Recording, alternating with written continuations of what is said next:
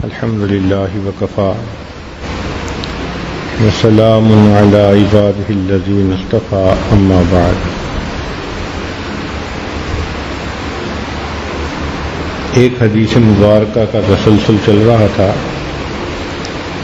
نبی اسلام نے ارشاد فرمایا والصبر ردائی، اور صبر میری چادر ہے۔ صبر کا لفظ قرآن مجید میں 90 مقامات پر استعمال ہوا ہے، اور اس کا لفظی مطلب ہوتا ہے روکنا، تھام لینا۔ جب بھی کسی انسان پر مشکل حالات آتے ہیں، مصیبت آتی ہے،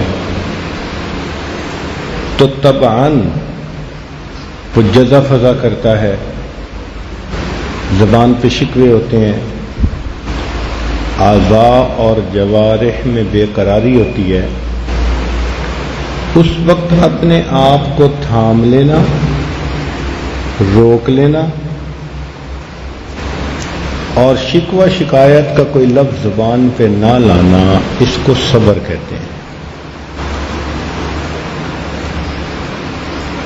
چنانچہ بے صبری کی 2 علامتیں ہوتی ہیں کہ مصیبت آنے پر انسان مخلوق کے سامنے اپنے خالق کے شکوے کرے،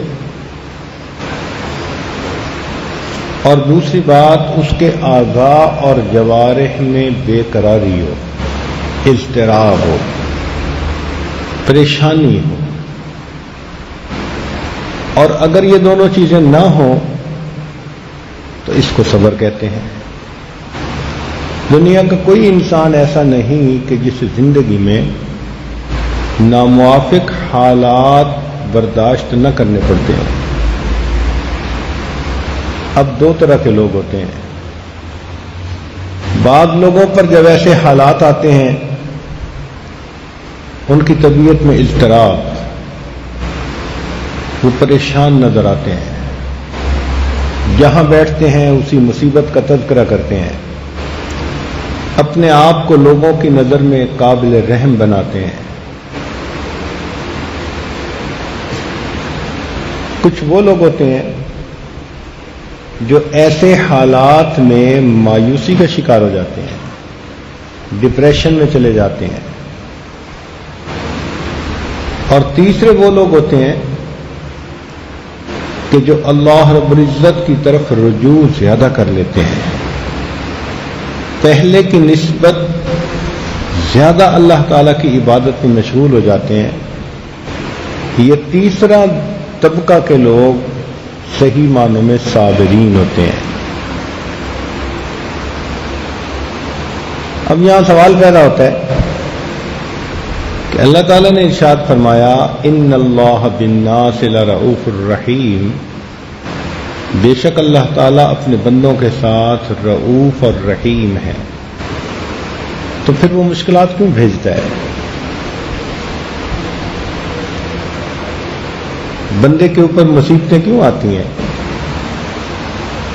اس کی رحمت کا تقاضا تو یہ ہونا چاہیے کہ بندے کو کوئی مسئلہ ہی نہ ہو۔ تو یہ کیوں ہوتا ہے؟ اس کی بنیادی وجہ ہے کہ یہ دنیا امتحان کی جگہ ہے، ہر بندے کو آزمایا جاتا ہے۔ اللہ تعالیٰ جیسے اپنے بندوں کو خوشی دے کر آزماتے ہیں، اسی طرح اپنے بندوں کو غم دے کے بھی آزماتے ہیں۔ خوشی کے حالات میں اگر بندہ شکر ادا کرے، اور غم کے حالات میں اگر بندہ صبر کرے، تو صحیح معنوں میں اللہ کا وہ عبادت گزار بندہ ہوتا ہے۔ تو یہ دنیا تو ہے ہی مسائلستان، کوئی بندہ اس دنیا میں پریشانیوں کے بغیر نہیں ہو سکتا۔ دری دنیا کسے بے غم نہ باشد، اگر باشد بنی آدم نہ باشد۔ اب رہا سوال کہ جب اللہ تعالیٰ رحیم ہے تو مصیبتیں کیوں ڈالتے ہیں؟ تو بھائی ظاہر میں مصیبتیں نظر آتی ہیں، حقیقت میں وہ بھی بندے کے ساتھ شفقت، رحمت اور رأفت ہوتی ہے۔ اب اس کی چند مثالیں سنیں۔ ایک بچہ ہے، گندا ہے، نجاست اس کے بدن پہ لگ گئی، تو اس کی ماں اس کو دھونا چاہتی ہے، اس کے لیے اس کو گرم پانی ڈالنا پڑے گا، صابن لگانا پڑے گا، جسم کو ملنا پڑے گا۔ اس غسل کے درمیان وہ بچہ زاروں قطار رو رہا ہوتا ہے،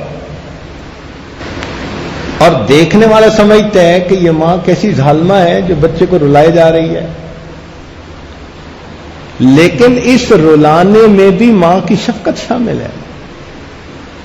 وہ بچے کے جسم پہ نجاست اور گندگی نہیں دیکھ سکتی، وہ اس کو دھونا چاہتی ہے۔ اسی طرح کئی مرتبہ بندے کا دل میلا ہو جاتا ہے، گناہوں کی وجہ سے ظلمت زیادہ ہو جاتی ہے، اللہ تعالیٰ شفیق ہیں، اپنے بندوں کو دھونا چاہتے ہیں، وہ بیماری، مصیبت، پریشانی کو بھیج دیتے ہیں۔